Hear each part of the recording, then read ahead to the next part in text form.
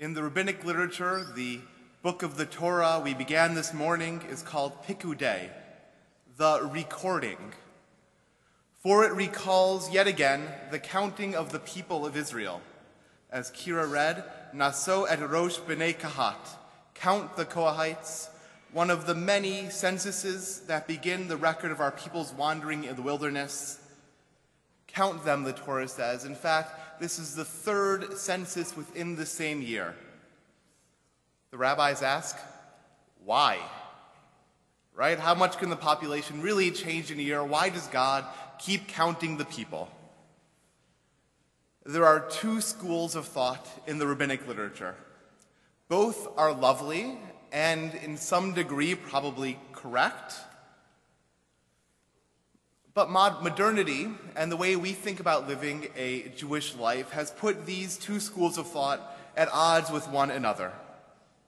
Some rabbis say that the reason we are asked to count is to emphasize the individual and the love that God has towards each individual, no matter their differences.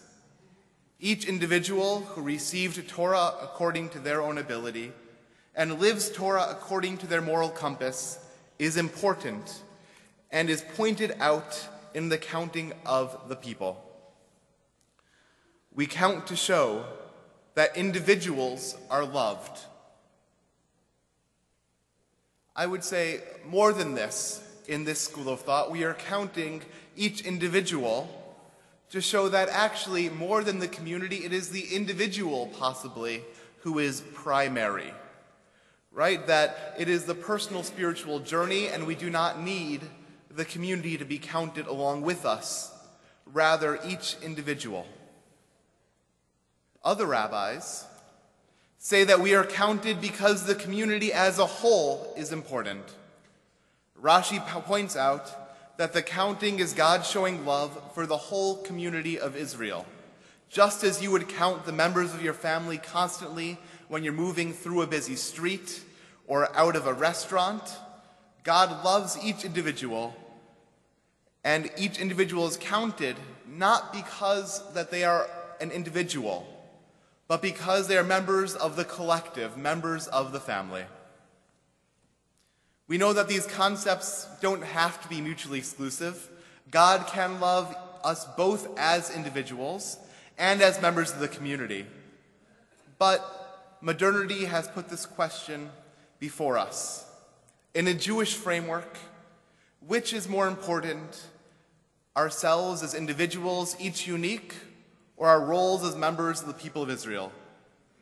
Now, by what Rabbi Splansky just said, and by the way I've posed the question, many of you can tell where I'm going with this, but I'll pretend that you aren't as smart as I know you all are, and please just indulge me a bit.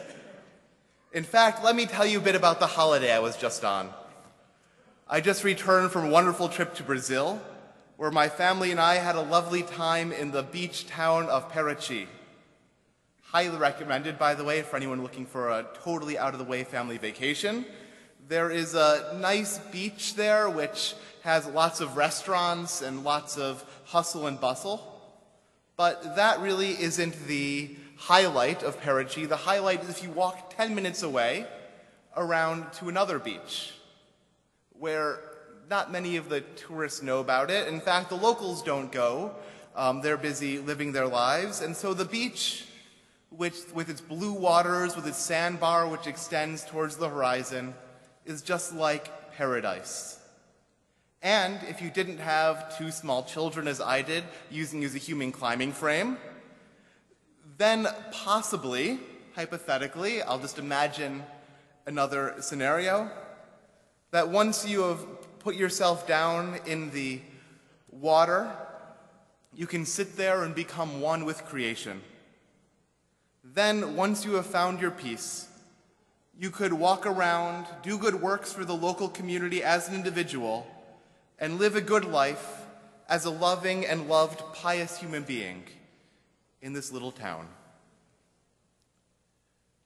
But this wasn't the extent of my trip in Brazil. I also had a different religious experience. I attended the World Union of Progressive Judaism's biannual biennial conference, where our member Carol Sterling was elected as the leader of the communities of progressive Jews around the world. The existence of the World Union, which Holy Blossom and Canada are well represented among the leadership, is about the maintenance and spreading of progressive Judaism around the world and the spreading of progressive Jewish values. The World Union's congregations are active in engaging many around the world in Jewish lives and in service to their wider communities. When you travel, I urge you to take the effort to search out other progressive Jewish communities around the world, many of which feel isolated from the Jewish world and which appreciate your time as a visitor. Carol Sterling, in her acceptance address, in addition to quoting Rabbi Splansky, also shared some words from the book of Ruth, which we will be reading this Shavuot. The words she chose are where Ruth expressed her piety through connection to Judaism, not as a person, as an individual connecting to God, but rather through connection with Naomi and making Naomi's people her people. Carol Sterling comes to her post in the footsteps of many other luminaries in the Jewish world, including our Rabbi Maurice Eisendrath, and after the founding members, Rabbi Israel Maddock, who served as the founding chair with Lily Montague. Rabbi Maddock preached on this modern tension in 1912. I once heard a dream, Maddock shares, dreamed by a pious man. He dreamed that he had died and sought admission into heaven. He thought he had sufficient claim, he had been devout, and did the usual amount of religious duty. But he was very much surprised when his knock on the door of heaven was answered by this question: who are you, and who is with you? He said who he was, but there was not anyone with him, so he was very politely told that he could not come in. Downhearted, he pleaded his cause and recounted all the good deeds he had done and how pious he had been and how all he had done in his life and given tzedakah. And all he received in reply was, "We do not admit individuals into heaven." Rabbi Maddock continues, "The belief in God is an empty phrase unless they who maintain it live by it and are impelled by it onto deeds and work that shall give undoubted evidence of an abiding faith in God. Conduct, therefore, becomes the test of faith. Conduct is social, bringing blight or blessing onto mankind. The deeds of the one will affect the many, and the faith of the one becomes valuable when it drives him to work untiringly and unceasingly for the welfare of all.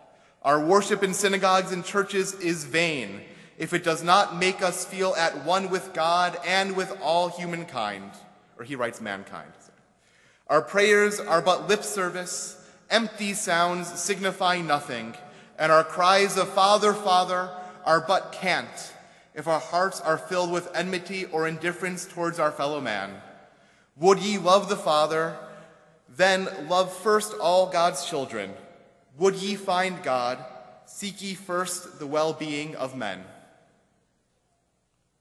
As we have said, God can love us both as individuals and as members of a community in a Jewish framework. Which, though, is more important, us as individuals or our roles as members of the Jewish people? Rabbi Maddock teaches then this lesson: God's love of the individual is important, but it is not sufficient for us just to have a personal connection, living a good life in isolation. We must be counted as members of the people of Israel. We have had many life cycle events celebrated today as a community, celebrating Kyra's march towards adulthood, which we hope brings her back to this Torah and this community in grade 10, the celebration with our confirmands who have stood here and confirmed their place among the Jewish people, and the manifestation of love in the relationship of Carolyn and Jonathan, which they have shared with sacred community this day. Each of these individuals and their achievements are fantastic. Each are holy, and each are made more holy by sharing these experiences with our community. I'll put in a quick plug that we are gathering again as a community tonight for Shavuot, celebrating our people's reception of Torah and the barley harvest in Israel. At 8 o'clock is our communal HBT celebration, followed by a study on the racy topic of adultery in Yiddish poetry. Then many of us will be traveling to the Miles Nadal JCC, where we join with the greater Toronto Jewish community, some staying up the entire night, others going to bed a bit earlier so we can join again here at 10 o'clock as a community with our mourners. I'll end with these words which Rabbi Maddox shared in his sermon on this parashah. I rather like that saying that individuals are not admitted to heaven. Selfishness, even spiritual, has no place in piety in our relationship to God's love. Righteousness, justice, love, and all virtues are based upon the moral ought, emanating from the source of all goodness and directed to the interests of all God's children.